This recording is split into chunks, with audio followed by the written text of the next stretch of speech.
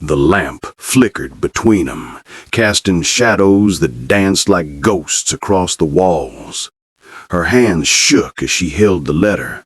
The paper was worn thin from being folded and unfolded, as if maybe the words would change if she looked at him enough times. But they never changed. The truth just sat there, black ink on white paper, damning as any judge's verdict. He stood by the door with his head bowed like a man waiting for execution. His shirt was still dusty from the road. His boots tracked mud across the floor she'd scrubbed that morning when the world still made sense. Outside, the wind howled. Inside, the silence was worse. She looked up at him, and her voice came out raw, broken. She asked him how long. How long had he been lying to her? How long had he been working with the men who killed her father? How long had he been planning to take everything and burn it to the ground? He had no answer. His lips moved, forming words that wouldn't come.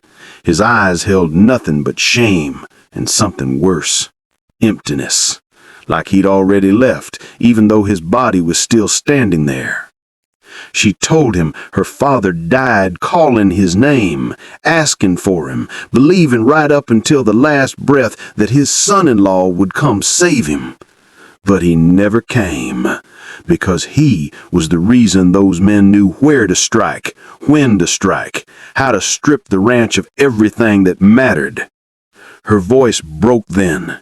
She asked him the question that had been burning in her chest. Why? Why would he do this to them? Why would he destroy the people who loved him? He finally looked at her then, really looked at her, and what she saw made her stomach turn. Regret. The kind that comes too late to matter. He opened his mouth to speak, to explain, to ask for something he had no right to ask for. But she held up her hand, stopped him before a single word could escape. Then she spoke words that would echo across the rest of his life. She forgave him. The room fell silent. The wind stopped howling. Time itself seemed to hold its breath. He stared at her like she'd shot him. His knees buckled, his whole body swayed, because he'd been prepared for her hatred. He'd expected her to curse him, to tell him she hoped he burned in hell for what he'd done. But forgiveness? That was the one thing he couldn't bear. Now you tell me something and you tell me true. If someone you loved betrayed you under your own roof, would you have done what she did? If the person you trusted most got your family killed and destroyed everything you'd built, could you stand there and offer forgiveness? Or would you let your pain speak for you? Would you let rage have its moment? Would you give him exactly what he deserved? Most of us would choose anger. We'd choose revenge, and nobody would blame us for it. But here's what most folks don't understand about forgiveness. It's not about him. It never was. Forgiveness is the knife you use to cut the rope tying you to someone else's sin. It's the choice you make when you realize that holding on to hatred will poison you long after they're gone. But make no mistake, forgiveness isn't weakness. It's not saying what they did was okay. Sometimes forgiveness is the cruelest punishment of all, because it forces a guilty man to live with his guilt. It takes away the one thing he might be hoping for, that your anger will somehow make his burden lighter. She forgave him, and in doing so, she handed him a weight he'd carried to his grave. Her name was Eleanor Hartwell. She came from good stock. Her grandfather had carved their ranch out of raw Texas prairie. Her father had built it into something that mattered. 3,000 acres, 200 head of cattle, a name that meant something. She was their only child. Her mother died bringing her into the world, so she grew up knowing that one day all of this would be hers to protect. Her father taught her everything: how to manage accounts, how to stand her ground, how to run a ranch as well as any man. By the time she was 25, she didn't need a husband, didn't want one. She had work that mattered and a father who believed she was strong enough to carry their legacy forward. Then came Daniel Pierce. He rode in one spring morning looking for work. Quiet, polite. Had the look of someone who'd seen hard times and come through 'em still decent. Her father hired him on the spot. Said there was something solid in the man's eyes. Trustworthy. Daniel worked harder than any hand they'd ever employed. Up before dawn, last one to turn in. He never complained, never cut corners. He was gentle with the horses, patient with the younger hands. When he gave his word, he kept it. Eleanor noticed him, though she tried not to. Noticed how he carried himself, how he treated people with dignity even when the work was dirty and hard.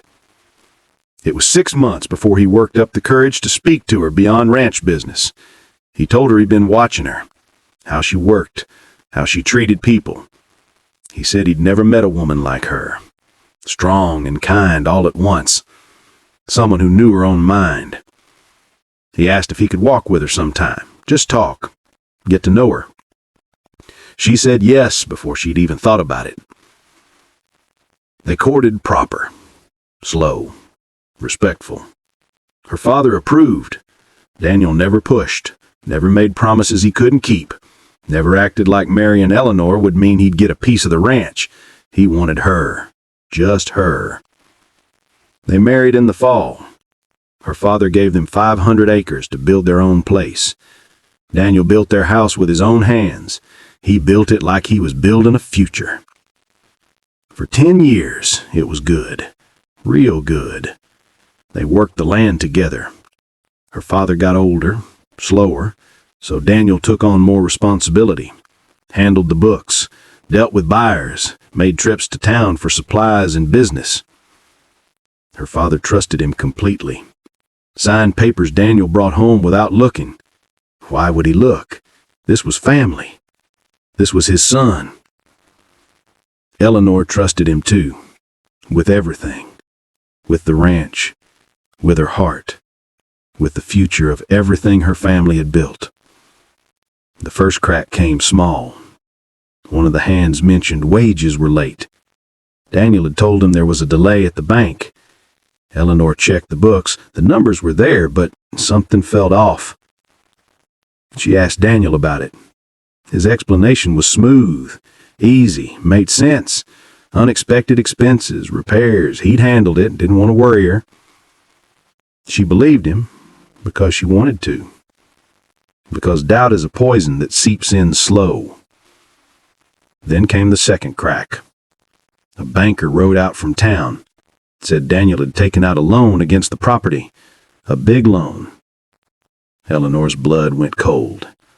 They didn't need a loan. The ranch was profitable. She confronted Daniel. He broke down, cried like she'd never seen, said he'd made a mistake, got involved in a bad business deal, lost money, got desperate. But he'd fix it. He swore on their marriage. Eleanor paid off the loan with her own inheritance. Didn't tell her father because it would kill him. She kept the shame secret, buried it deep where it festered. But it didn't stop. Money kept disappearing. Daniel started taking trips that lasted longer than they should. He'd come back smelling like whiskey and cheap perfume. His eyes got distant, cold. She still loved him. That was the knife that twisted deepest. Even as she watched him become a stranger, she still loved the man he used to be. Then came the night that changed everything. She woke to gunshots, screaming. Her father shouting for Daniel, shouting for help. She ran toward her father's house, saw men she didn't recognize ransacking the place, saw her father on the ground bleeding, saw the safe standing open, empty. Her father reached for her. His hands were slick with blood. He kept asking where Daniel was. Kept saying Daniel would protect him. Daniel would save him. But Daniel wasn't there. When the sheriff came the next morning, he brought news that made Eleanor's world collapse. Those men had been seen with Daniel in town, drinking together, planning together.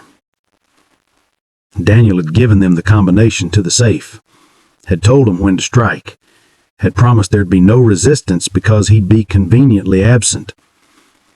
He'd sold out his own family for a cut of the take. The sheriff found a letter in Daniel's things outlining the whole plan. And one line Eleanor would never forget. "The old man trusts me completely. This will be easy." Her father died 2 hours later. Died still believing Daniel was a good man. Died without knowing the truth. 3 days after the funeral, Daniel came back. Just walked up to the house at sunset like he had every right. That's when she lit the lamp. That's when she showed him the letter. That's when the confrontation happened that would define both their lives forever. She forgave him, and the weight of those words hit him like a physical blow. He collapsed to his knees. His whole body shook with sobs.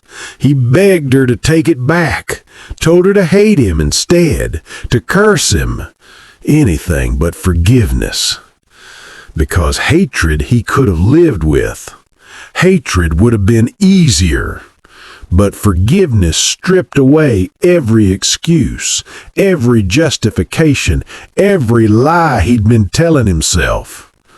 Forgiveness held up a mirror and made him see exactly what he was. Eleanor stood there feeling nothing. Not satisfaction, not pity. Just a hollow emptiness where love used to live. She told him to get up, to get out. She never wanted to see his face again. The forgiveness wasn't permission. It wasn't reconciliation. It was release. She was cutting the rope that tied her to his sin. He took the letter and rode off into the darkness, and Eleanor stood in the doorway and finally let herself cry. Not for him, for herself, for her father, for the future that had turned to ash.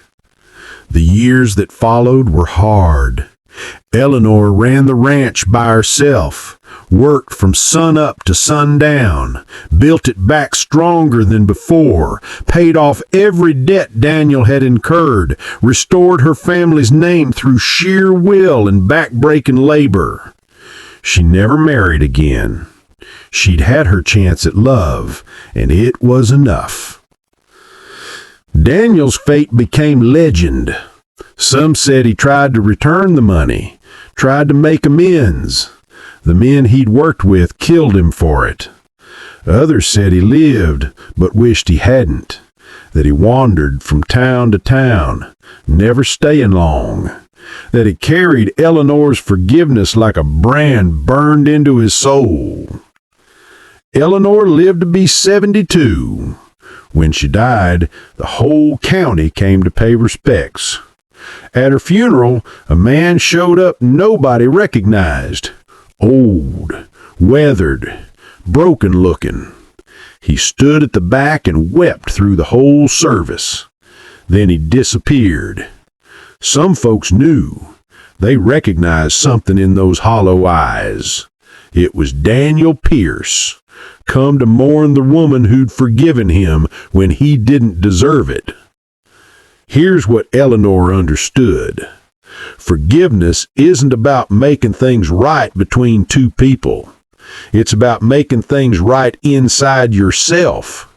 It's about refusing to let someone else's evil poison your soul. Love can't survive beside deceit. Once trust is broken that completely, there's no putting it back together. But forgiveness can exist without trust, without love, without any relationship at all. Because forgiveness is a gift you give yourself. It's the moment you decide that what happened won't define who you become. Eleanor forgave Daniel not because he earned it, not because she thought it would change him. She forgave him because she refused to carry his sin for the rest of her life. Because bitterness is a slow death, and grace is the only cure. And she did survive.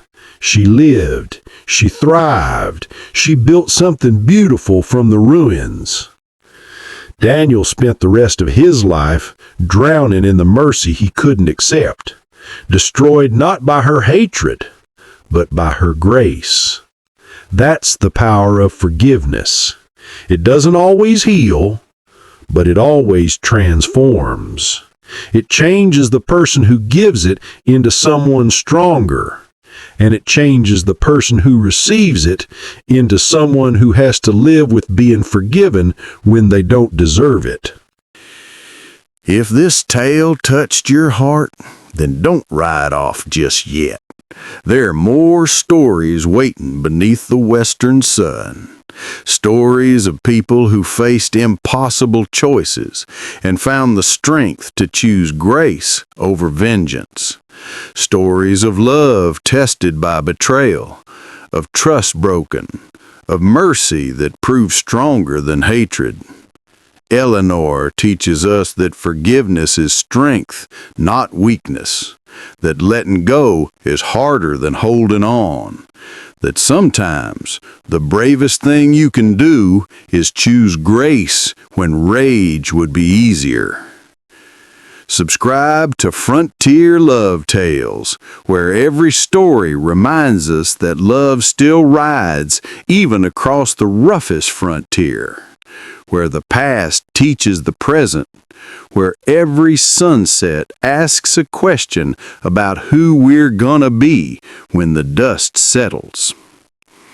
Hit that subscribe button and join us for more tales of love, betrayal, and redemption. Share this story with someone carrying a burden they don't know how to put down. Someone who thinks forgiveness means forgetting, or that grace means weakness. Tell them about Eleanor. Tell them that forgiveness doesn't mean what happened was okay. It means you're not going to let it own you anymore. This is Frontier Love Tales, where every story carries a lesson, and every lesson starts with a choice. The same choice Eleanor made. The same choice we all have to make eventually. Will we carry the weight of someone else's sin, or will we set it down and walk away free? Choose wisely, friend. Choose grace.